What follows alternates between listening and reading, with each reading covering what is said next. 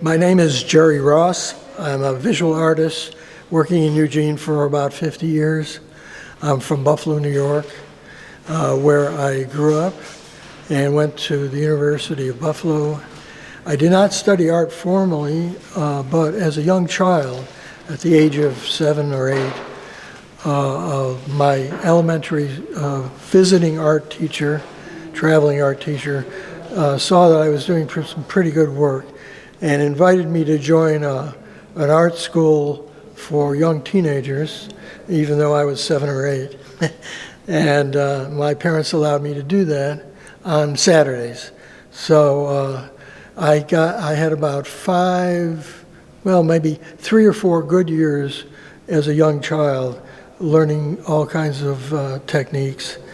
And then I was able to study very briefly, but with Anthony Sisti, a Buffalo painter who has an interesting history himself. He's actually from New York and became a prize fighter. And with his earnings as a prize fighter, he always wanted to be a painter. So he took the money and he went back to Florence and studied painting in Florence. And then after a while, he moved back to New York.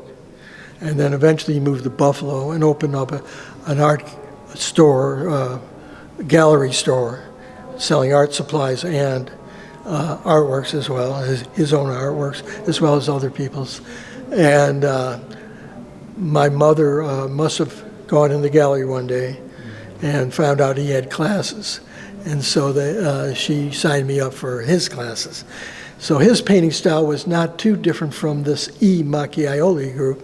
It's interesting that he was studying in Tuscany. He must have picked up some of the same ideas.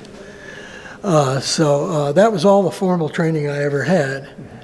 And then I continued to paint through my college years now and then, because I was very active in the anti-war movement, as I mentioned before. And so I continued my artwork very sporadically until I came out to Eugene. And in Eugene is where I started painting again. It just kind of, it's time to start painting again. I finally had the peace of mind and the ability to just spend some time doing that. And I got in with a group of artists who were grad students in painting at the University of Oregon. David Rich was one of them, and became good friends. And then that group formed the New Zone on High Street. Let's say, I went through several generations of those grad students at the U. They were always coming and going, I'm staying here, you know. So it was one of the latter generations of those grad students that I was hanging out with. Formed the Artists Union on Main Street, right across the street from the Downtown Athletic Club. And then after that folded, then they opened up the New Zone on High and Fourth. And that connects now with what I said before when I was going through the history of New Zone. So it brings you right up to that point.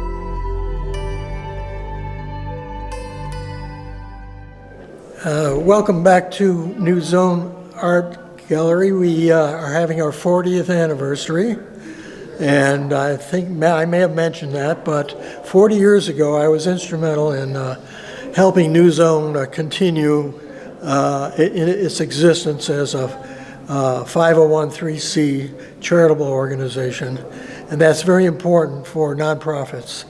And we were able to continue in various different locations. Now we're on 11th and Oak, and I'm one of the featured artists. There's actually 3 featured artists this month, and I'm one of them.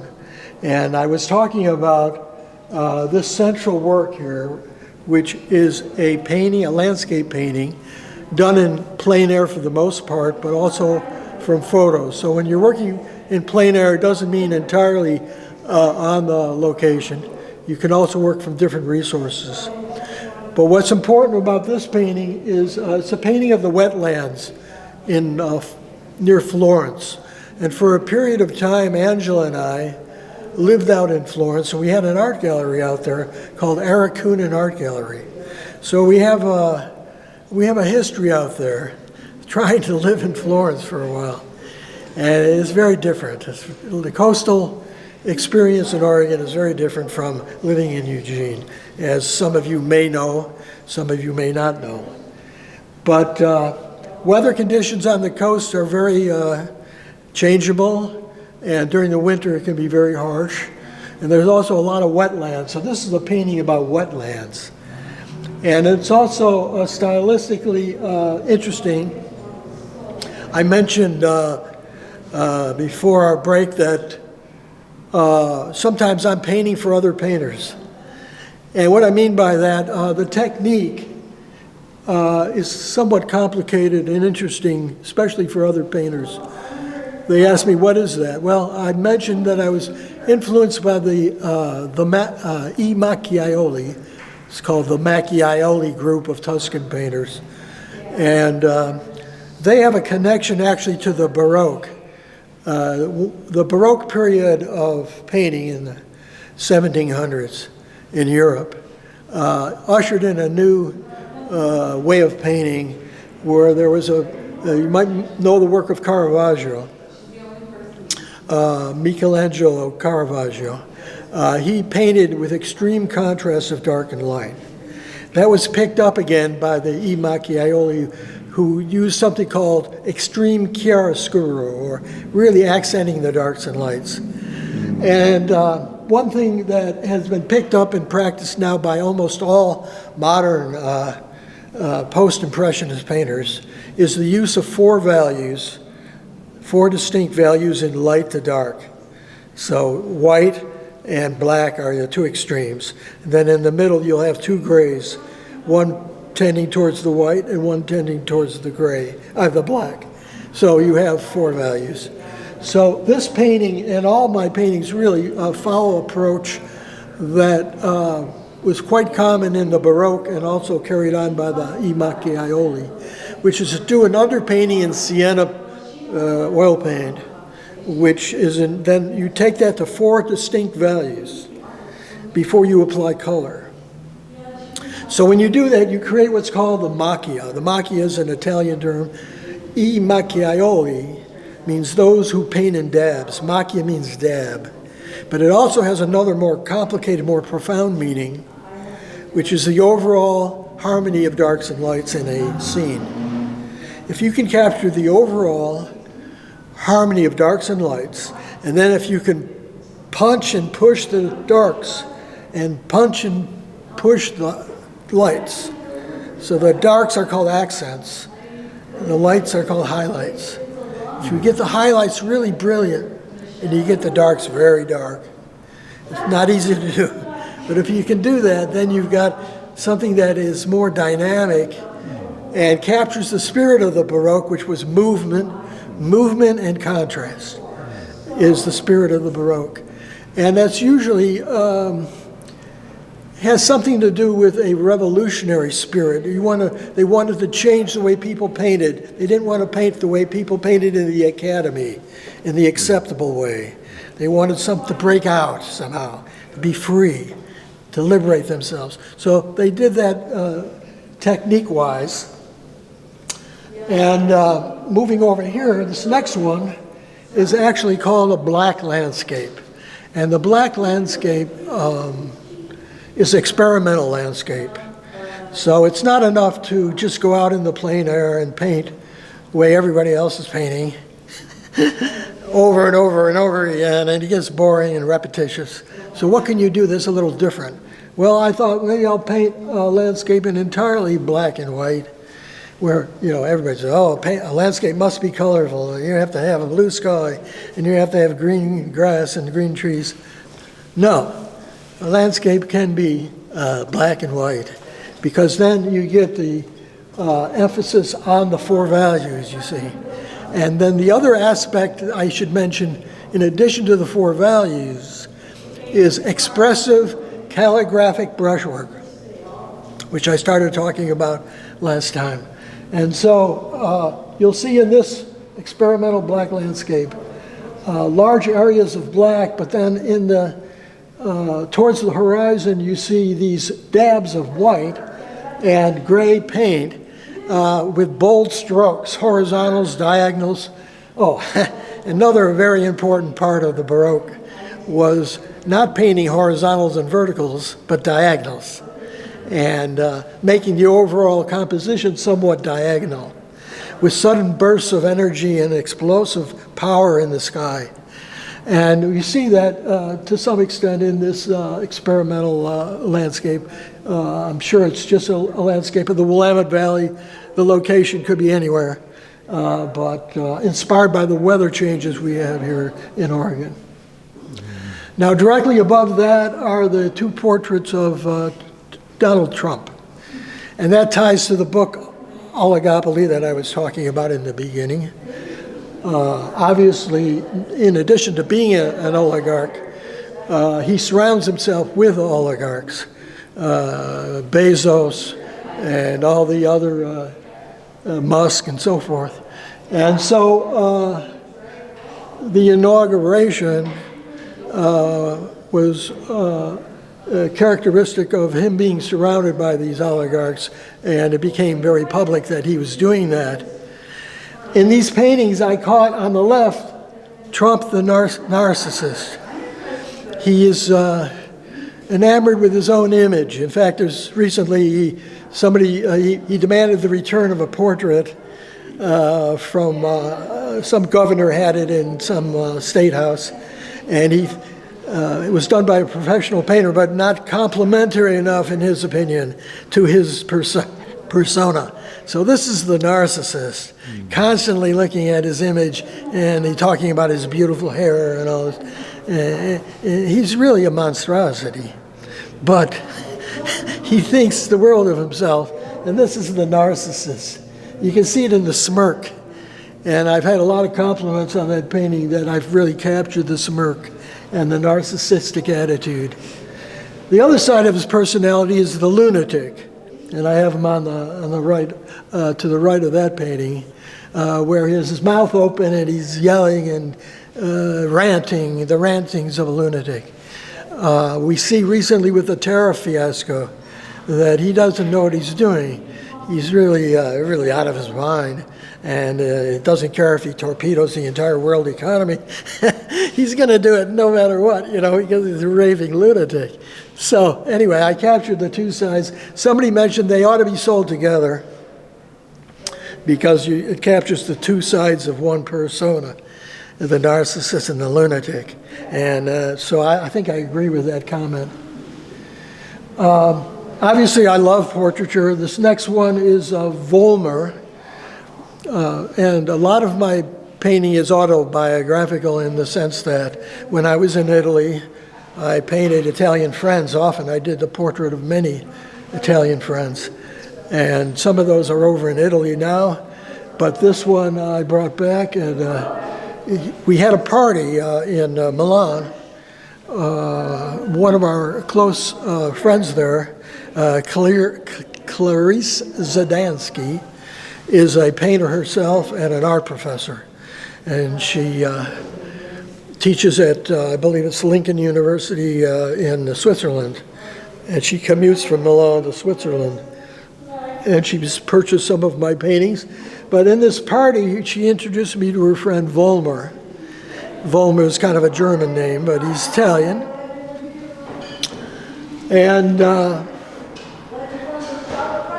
Another thing with the dabs is if you take the idea of the dab and you use it as an architectural unit, you use it as a structural unit of your painting. As you can see, the face is made up of these dabs. It's a new kind of pointillism. Instead of little points, you paint in dabs, but you assemble the image from the dabs. And they resemble you can do it on a computer with pixels, but I'm doing it manually with a brush. And you get the same effect. It's more of a modernistic type of portraiture. And anyway, that one was very successful. I like that. In Italy, the province of the Abruzzo is right below the Marche. And there's a little town in the Abruzzo, right on the border of the Marche and the Abruzzo, and it's called Martinsicuro. And Angela and I discovered this little place. It's a beach town where the beach boardwalk area is closed to traffic. So it's just a pedestrian area and no cars can come in there.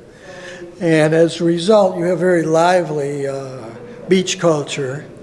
And they also have this phenomenon that I mentioned in Italy. When people go to the beach, it's a whole culture, okay? It's a separate culture that comes into existence. They have beach umbrellas, umbrelloni, and they have chairs that you're assigned chairs. And everybody living in a particular hotel will have a certain strip that's designated for them on the beach that's associated with the hotel. However, there's no private property on the beach. The Italians did the same thing we did in Oregon, only probably before we did it. They, following World War II, they made a movement to make the access to the beach and the entire, at least as far as the Adriatic coast goes, completely open, so you can walk forever on the beach, just like in Oregon, and without any private barriers. But one thing I learned about the Italian beach, so the entire it's more of a family scene than our beach. We have people going to the beach as families, but it's really intense in Italy. Large families, lots of talking, lots of commotion, lots of life. It's a very lively scene. And the umbrellas are very colorful. They're yellow, striped, red and blue, and very, very beautiful scene. Greens. People in various states of undress. People in bikinis. People doing classes on the beach. All kinds of activity. So we're sitting there in our beach chairs, and I'm sketching and photographing and painting. And I'm trying to capture the life and the action of the beach in Italy. Yeah, spogliarsi in spiaggia means undressing it at the beach. So you see a young woman taking her a shirt off, I guess, and another one sitting in the foreground, and various figures left and right. Anyway, it's your perfect little moment to capture the life of the beach in Italy. Now, that was written up in the article by Bob Kiefer that I mentioned earlier, 18 years ago. And here are these two paintings still unpurchased. So I'm hoping that they find a home soon. But they are an important part of my repertoire. I've sold at least 6 of these, and they're around the country at various locations. I think one person bought 4 at a time, and I have some in Italy as well. Then I have a landscape painting below that of Loiano, and you saw the painting in the poster earlier when I talked about my show at Loiano. So this is just another plein air painting of Loiano. I lived there for a period of time, and the Europeans have a thing called the Grand Tour, when young gentlemen and gentlewomen of a certain class would go to Europe and to become educated and to have an experience, okay? So they would call that the Grand Tour. And the German poet Goethe did that as a young person. And the first town that he went to and wrote about on his arrival in Italy was Loiano. So this is famous for Goethe's entry on doing his Grand Tour. Over here we have the Willamette Valley, and I mentioned that Oregon and Central Oregon, the Willamette Valley is very similar to the terrain in Italy. So if you're doing plein air painting in Italy or in Oregon, you're pretty much the same type of experience. And this is called an abstract landscape of the Willamette Valley. I like to break the rules. They say never make the horizon exactly 50%. It should be more of a 3/4 or 2/3 break between the horizon and the land. But here I'm just breaking the rule.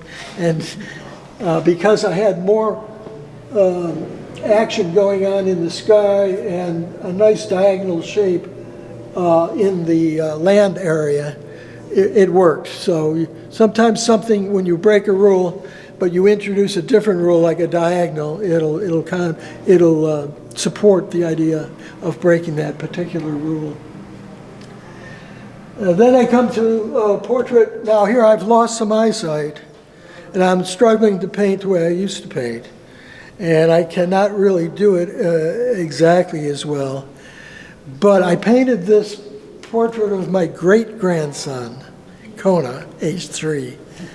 After the loss of eyesight. So I'm really trying hard there.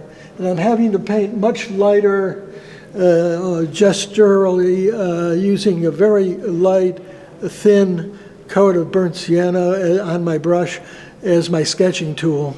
And then adding a yellow background and blue on his shirt with a little rose color on the left-hand side.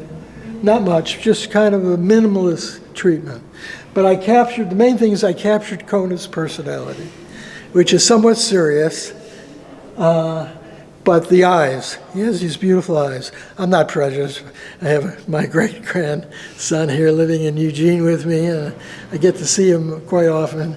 It's really, when you reach this age, to be gifted like that, to be able to spend even an hour, a minute, with your great-grandson is wonderful, of course.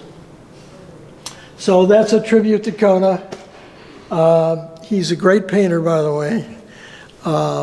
I've taken to giving him painting lessons, or I should say he's teaching me. But he's come into my studio, and he's already assembled a container this big of his paintings. They're abstract 3-year-old paintings, but he's learned the gesture already. He can swirl the paint.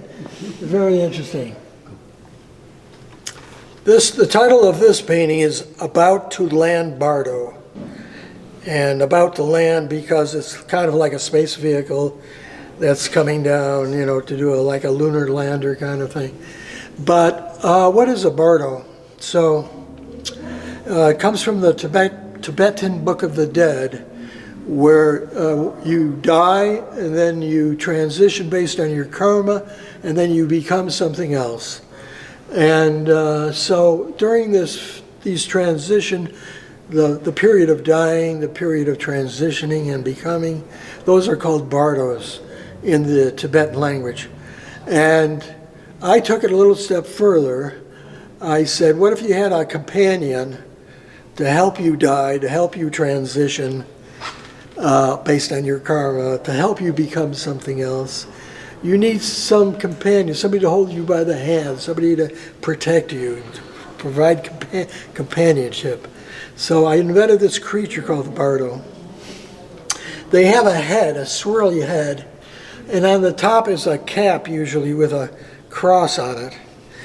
And they have ears on either side of the head. And in the swirliness of the head, you'll find eyes, nose, mouth, various maybe other planets, other worlds can be in the head of the bardo, because he has to draw upon tremendous energies of the universe to protect you, okay? Then he often has two arms out, not in this one, but he'll have two arms out with circles, and a little point with a circle around it to represent fists, because he's going to protect you, right? He's going to fight, he's a fighter. And then he'll have legs and feet, but in this one I just have a kind of a lunar lander kind of contraption. So he doesn't have all of that. I've painted many of these bardos, at least maybe 60 to 70 of them, and most of them are at home. Some are on sale here at New Zone in the gift shop. They come in all sizes. Some are this big, some are this big, some are different, they're different personalities. They all have different names. I have a ballerina bardo. I have a strongman bardo. I have a Cosmos bardo. So you have to find the bardo that you like. But the idea is you hang it on your wall, okay, where you can see it often and other people can see it. And then you get the healing power of the bardo. So as maybe you're sick and you feel like you're dying, or you're very, very sick, you need some kind of supernatural help. You need to reach out spiritually to something. There's the bardo. The bardo comes in there at that point. So whether you think this is hocus pocus or whatever, it's just psychologically comforting, if nothing else. And so I'll give you an example. I was in a hospital for four days. I had an acute case of blood poisoning, and I had cellulitis. Something had come into my ankle area or foot. Anyway, my feet were swelling up. If you ever had cellulitis, it's not fun. You can die, really. So I plastered my hospital room with these images I had taken and printed out, and I just kind of plastered the wall. The doctor comes in and, what the heck is this? But it did help me pull through. I really think so. Anyway, this is the new direction because of the limitation in my vision, and I can see these dark marks very clearly, so it's a lot easier for me. Now, I've gone into the kind of my own yogic practice of trying to use my mind to heal my vision. And I've made some progress, but I'm still legally blind. But I feel every day I'm making some progress there. And I've been able to, for example, paint the portrait of my great-grandson. Fairly recent, that's fairly recent while I've had this condition. So I think there's promise in my particular situation for what's going to happen. So I'm talking about some of the works in this bin, and this is a nude. I very much like figurative painting. And when I say figurative, a lot of people don't know. It's really a broad subject. It could be people in an interior of a room, or it could be people outside in a scene like a marketplace, or it could be nude. Traditionally, nudes are part of figurative. And then another love of mine is still life. And I did these real informal, like this one's only $45, so it's affordable. But again, I experiment a lot. Like this is some kind of a masonite panel. And because of my eye thing, I'm using a magic marker or a black marker. I can see very well. Any of you out there with macular degeneration and the eyes are going, I recommend this. Just use a black marker. And then use other markers to put in the colors, because you can buy markers with really brilliant colors. This is another aspect of the Baroque, by the way, is brilliant colors, especially primary colors like red, blue, and yellow. Very important. This one, I'm just taking these at random out of the bin. This one is baby bardo. So I, been around babies, obviously, with my great-grandchild, and babies have their own energy, and they're going everywhere. I had an interesting experience actually today with a cat. No, I'm sorry, it was yesterday with a cat. You ever have a vagabond cat come by your house? And you know, Angela gave me hell for this, but I let it in and I fed it, you know. And then I'm watching TV and he comes next to me on the couch, curls up. This is somebody's cat. This is like a domesticated cat, but it's learned how to vagabond. You know, he goes from house to house. Anyway, I put my arm around the cat and I felt that cat energy, you know, just like there's a power under there, you know. And sure enough, he burst out and wanted to go out and leave the house. And you could feel that energy coiling up. Anyway, that's in the baby Bardo, is that similar energy that you get with a baby, you know. This one, Mardi Gras Bardo. Angela named that one. By the way, let's credit Angela with naming almost all my paintings. She is a genius at titles. She could make a business out of it, but she can pick a title for anything, no matter how obscure it is, just like that. She has the title. Mardi Gras Bardo. Looks like he's having a good time. Just want to show experimental landscape. So this is another topic of my interest, is how can I take this marker idea, since now I'm limited to this, and make a interesting statement about landscape, not trivializing it like it's just a sketch or it's just a marker. No, I'm saying, okay, this is fine art. Sure, I made it with a marker and I colored it with marker pens. This is fine art, I don't care. It's first of all, number one, it shows, they talk about conceptual art at the UO. They're really into conceptual art. Well, this is a concept of a landscape, all right, that's different than any other concept of a landscape. Therefore, it's conceptual art, right? And they can't thumb their nose at that, can they? Yes, they can. And they will.